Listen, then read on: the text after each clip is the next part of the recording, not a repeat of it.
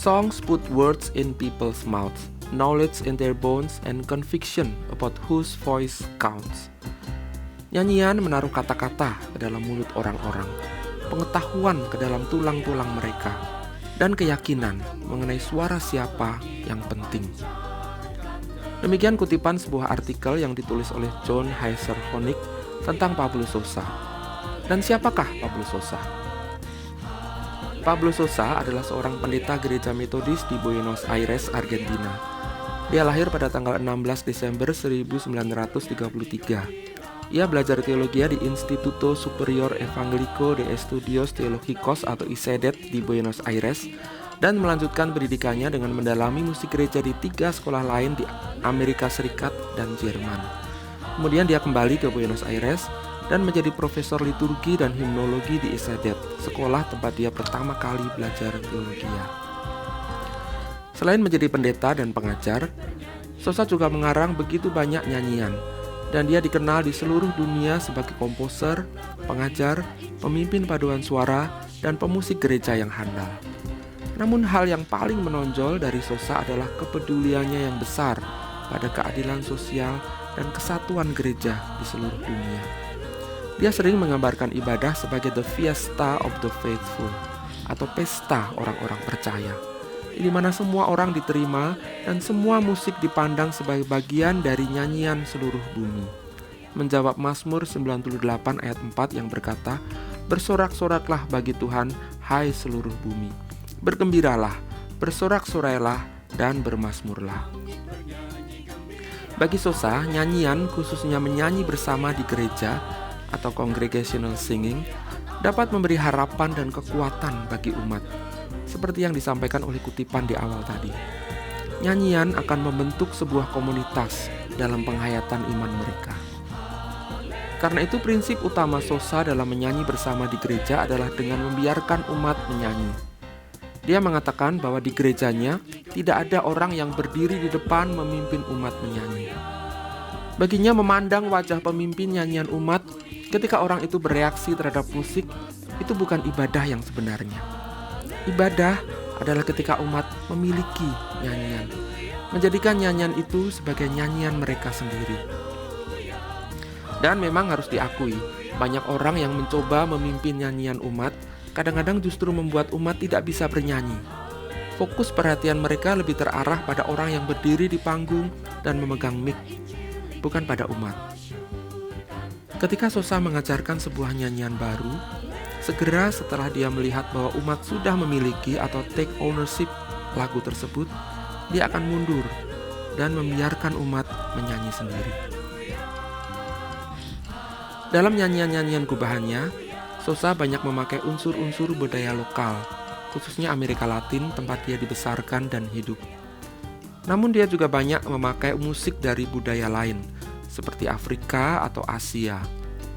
Ini sejalan dengan pandangan teologi yang dianutnya, yaitu bahwa Kristus datang kepada kita sebagai the other atau yang lain. Karena itu kita juga diajak untuk menyambut yang lain, yang berbeda dari kita. Di dalam Kristus, semua perbedaan itu diterima dan dipersatukan. Musik dari budaya-budaya lokal ini sebagian besar adalah musik rakyat atau folk music yang sering dipandang sebelah mata dan dianggap kurang layak untuk dinyanyikan sebagai nyanyian ibadah di gereja. Karena musik-musik itu dianggap sebagai musik sekuler, bukan musik kudus atau sacred music. Tapi Sosa justru menggunakannya untuk menekankan pandangannya bahwa ibadah adalah pesta orang percaya.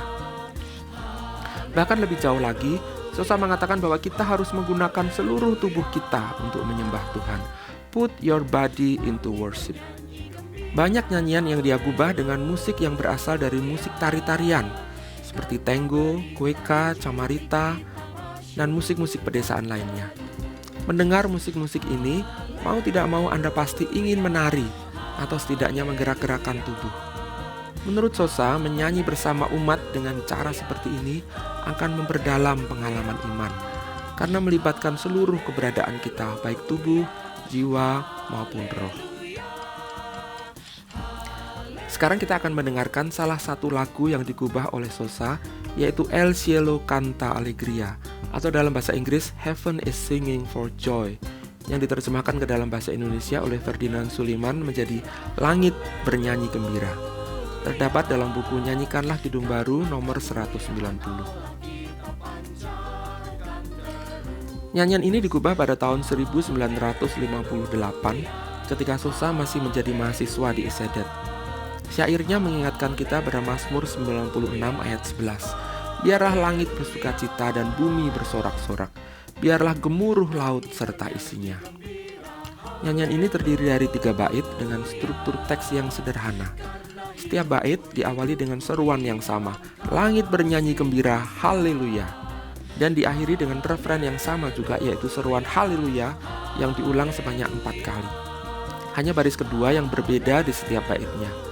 Itu pun dalam bahasa aslinya setiap baris diawali dengan frasa yang hampir sama, yaitu porque tu vida y la mía, yang berarti karena hidupmu dan hidupku.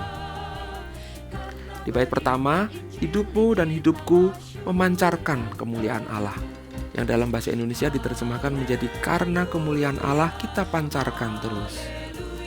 Di bait kedua, hidupmu dan hidupku dipersatukan dalam kasih Allah, yang diterjemahkan cukup akurat menjadi karena hidupmu, hidupku di dalam kasih mesra. Dan di bait terakhir, hidupmu dan hidupku memberitakan tentang Tuhan, yang diterjemahkan menjadi karena berita Injili kita masyurkan terus. Frasa hidupmu dan hidupku yang diulang-ulang terus ini membuat nyanyian ini menjadi sangat bersifat komunal. Di dalam perbedaan dan keberagaman, hidupmu dan hidupku, hidup kita semua dipersatukan oleh kasih Allah, sehingga kita mampu memancarkan kemuliaannya dan memberitakan kabar baik tentang Kristus. Melodi nyanyian ini bergaya carnavalito, yaitu sebuah musik tarian rakyat asli Argentina yang diadaptasi dari musik tarian Huayno yang berasal dari Peru. Kata carnavalito sendiri berarti karnaval kecil atau pesta kecil. Musik ini biasa dimainkan pada saat festival rakyat dan biasanya dinyanyikan sambil menari-nari penuh sukacita. Ciri khas musik ini terletak pada tangga nada pentatonik yang digunakan dan pola ketukan yang khas, yaitu 1 nada dengan nilai 1/8 ketuk yang diikuti dengan 2 nada dengan nilai 1/16 ketuk. Saya rasa Anda sudah tidak sabar untuk mendengarkan nyanyian ini. Karena itu saya akan segera mengakhiri uraian ini dengan satu informasi terakhir. Pada awal tahun ini, tepatnya 11 Januari 2020, Pablo Sosa meninggal dunia pada usia 85 tahun. Dunia kehilangan seorang pendeta, pengajar, dan pemusik yang berbakat. Namun melalui nyanyian-nyanyiannya, semangat ekumenisnya terus diwariskan dari generasi ke generasi. Dan sekarang tugas Anda dan saya adalah untuk melanjutkannya.